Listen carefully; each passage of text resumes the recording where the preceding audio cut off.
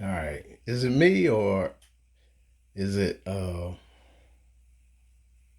this is unbelievable. Listen to this. I just wanted to say that if Joe Biden just signed an executive order for Americans to wear masks for his first 100 days in office, how can he get a pass?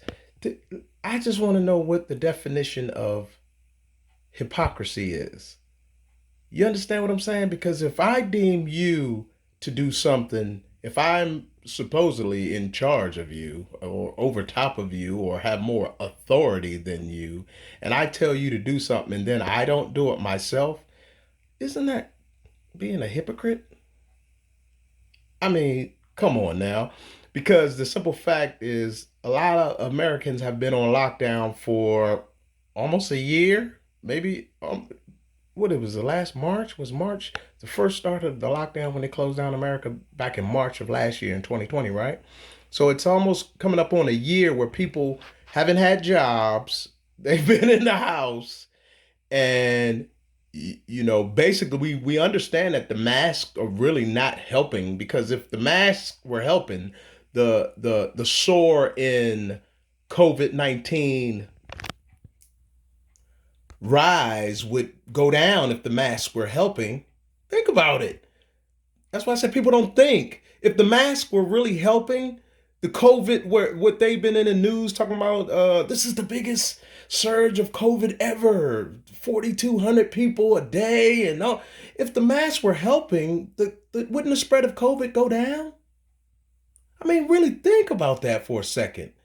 You understand? But he mandated his first 100 days in the White House that Americans should wear a mask on federal property, traveling, in schools, and all of these different places. So answer me this. If I am the president and I tell you to mask up, and then you catch me on camera not masking, what is my answer? But here's his press secretary, who I consider elevated AOC, Jen Psaki. That's who I consider her, an elevated AOC. Okay? Listen to this. Go ahead. Why weren't President Biden and all members of the Biden family masked at all times on federal lands last night if he signed an executive order that mandates masks on federal lands at all times? At the inaugural at the memorial, yes. I think, Steve, he was celebrating an evening of a historic day in our country, and certainly he signed the mask mandate because it's a way to send a message to the American public about the importance of wearing masks, how it can save tens of thousands of lives. We take a number of COVID precautions, as you know, here in terms of testing, social distancing, mask wearing ourselves, as we do every single day. But I don't know that I have more for you on it than that. But as Joe Biden often talks about, it is not just important the example of power, but the power of our example. Was that a good example for people who are watching who might not pay attention normally? Well, Steve, I think the power of his example is also the message he sends by signing 25 executive orders, including almost half of them related to COVID. The requirements that we're all under every single day here to ensure we're sending that message to the public. Yesterday was a historic moment in our history. He was inaugurated as president of the United States. He was surrounded by his family. We take a number of precautions, but I think we have bigger issues to worry about at this moment in time. I think we have bigger issues to deal with than COVID-19. 390 something thousand Americans dead from COVID-19, supposedly from what they got as far as the records in the hospitals. But we got bigger issues than Joe Biden wearing a mask. And he's, how old Joe, like 80? You know what I'm saying? And COVID is taking out people of the elderly. So Joe is not considered elderly. Joe like 80. I think he's like 80, right? He's like 80 years old. Come on, man. Come on, man. Come on, man. Are you serious right now? She said she killed this dude's question by stating the fact, but then not telling him why Joe didn't wear his mask and then going over top. That's a elevated AOC, isn't it? And we're supposed to be dumb. Like, America's supposed to be dumb. Like, you ain't supposed to question us. What do you mean? He doesn't have to wear a mask. I know y'all been on lockdown for over a year and you want to celebrate your birthdays and you want to celebrate your anniversaries and you want to celebrate all of these different events in your lives. But this was a historic event. Joe Biden, he is the Antichrist, he is the president of the United States and he gets a pass. Can be a hypocrite one day, even though he's 80 years old and all of his family members didn't have masks on federal property, and he just finished signing executive order saying, you people, not me, Gavin Newsom, Andrew Komodo, you people should do what I say, not what I do. Come on, man. And America's supposed to just eat this up. Just sprinkle that coconut sugar on that meal dung and eat it up.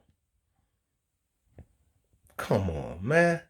When are we going to think? I mean, is hatred that much that we all must die? Do you hate that much that you're willing to go jump into the volcano over there in Hawaii? It's erupted. Yeah, and it's got a lava lake getting ready. Yeah, I ain't seen no people post nothing about them jumping in that joint. They go out to the Arctic and the North Pole and all these places, jumping that cold water. I ain't seen nobody upload no videos of nobody jumping in that lava lake over there. But the truth of the matter is, there's a lake of fire at the end. And if you don't want to be in it, quit the hypocrisy, man.